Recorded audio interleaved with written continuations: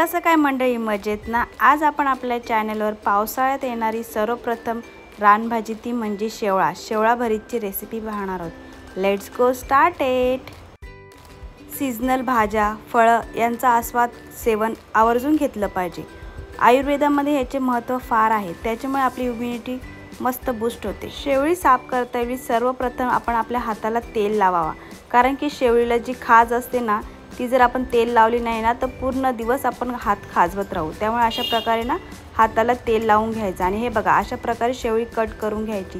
त्याचा जो वरचा आवरण असतो ना तो पूर्ण काढून घ्यायचा, तो फार खवखवतो घशाला, त्यामुळे पूर्ण अशा प्रकारे काढून घ्यायचा। आणि शेवळा आहे ना तो मधीतून चिरून घ्यायचा, त्याची वरची जी कवर आहे ना ती काढायची नाही। आणि काढता काढता जर निघाली तरी देखील काही हरकत नाही, आपण त्याचा वापर नंतर करू शकतो। एका पॅनमध्ये मी 3 कप इतका पाणी घेतलेला आहे आणि चिंचेचा कोळ करून त्याच्यात पाणी टाकलेलं आहे। आणि आपण जी शेवळी कटिंग केली ना ती गॅस बंद करून 20 मिनिटं किंवा 15 मिनिटं गॅस बंद करून मस्त स्टीम होण्यासाठी ठेवून द्यायचं। जो आपण गरम पाणी केलेलं आहे ना त्याच्यामध्ये वाटणामध्ये इथे मी 20-25 लसणाच्या पाकळ्या, तेजपत्ता, दालचिनी, 4 मिरची, कोथिंबीर, अद्रक, भाजलेला खोबरा, भाजलेला जिरा आणि भाजलेला कांदा याचा वापर केलेला आहे। आणि काकडं आवर्जून वापरायची बरं का, नाहीतर आपली शेवळी पूर्णपणे खवखवणार। अशा प्रकारे मी काकडे साफ करून घेतलेले आहेत। त्याच्या आतमधले बिया पूर्णपणे काढून आता आपण त्याचं वाटण तयार करूया।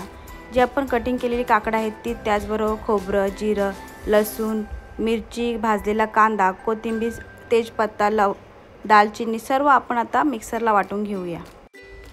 वाटतावेळी थोडं पाणी टाकायचं वाटणा। मसाल्यांमध्ये इथे मी गरम मसाला, लाल तिखट, हळद, काळी मिरी पूड, त्याचबरोबर चण्याचं पीठ आणि भाकरीचं पीठ घेतलेलं आहे। चण्याचं पीठ आणि भाकरीचं पीठ थोडंसं मंद आचेवर ना गरम करून घ्यायचं।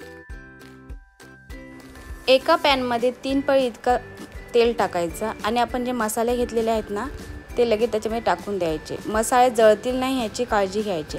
आणि आपण जे वाटण केलेलं आहे ना ते त्याच्यावर मस्त मंद आचेवर परतून ना 5 मिनिटं तरी शिजवून घ्यायचं। आणि त्याच्यामध्ये 1 चम्मच इतका आपण चण्याचं पीठ आणि भाकरीचं पीठ घेतलेलं आहे ना ते टाकून द्यायचं आणि थोडासा चिंचेचा कोळ टाकून 5 मिनिटं मंद आचेवर शिजवून घ्यायचं। आणि एका बाउलमध्ये चण्याचं पीठ आणि भाकरीचं पीठ मिक्स करून त्याच्यात थोडी हळद टाकून आणि मीठ टाकून मिक्स करून घ्यायची।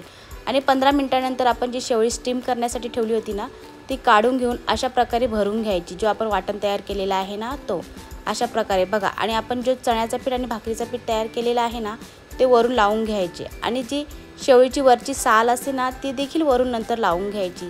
ती साल ना आपण जेव्हा तळतो ना तेव्हा ती मस्त क्रिस्पी तयार होते, त्यामुळे ती आवर्जून लावून घ्यायची। हे बघा अशा प्रकारे सर्व शेवळी भरून घ्यायची।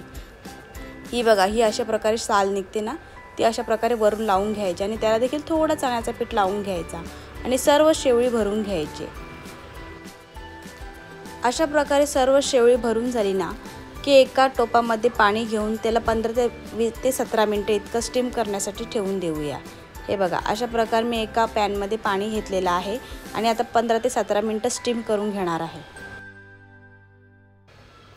15 मिनिटांनंतर थोडी थंड झाल्यावर ना शेवळी एका पॅनमध्ये तेल टाकून अगदी मंदही गॅस नको आणि फुलही गॅस नको, मीडियम गॅसवर मस्त फ्राय करून घ्यायची। अतिशय कुरकुरीत होतात, भाकरीबरोबर खायला अप्रतिम। शेवळीची भाजी तर तुम्ही खाल्ली असेल, परंतु शेवळा फ्रायची रेसिपी कधी ट्राय केली नसेल तर आवर्जून ही तुम्ही रेसिपी ट्राय करा आणि कमेंटद्वारे आम्हाला कळवा की कशी झाली ती म्हणून। जर खवखवत असेल ना तर तुम्ही दुसऱ्या दिवशी देखील ही रेसिपी खाऊ शकता, म्हणजे ही आपली शेवळा फ्राय खाऊ शकता। येणाऱ्या रानभाज्यांचा आवर्जून आस्वाद घ्या।